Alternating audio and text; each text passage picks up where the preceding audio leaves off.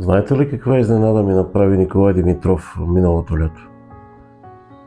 Да карам джет с инвалидната количка. Дали е възможно? Как мислите? Ако искате да разберете, гледайте следващото видео.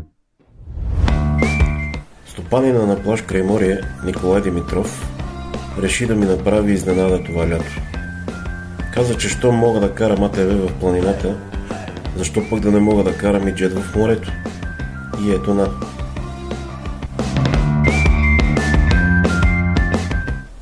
След като ми бе направен инструктаж, с господин Димитров уточнихме някои детайли по управлението на такава техника относно рисковете.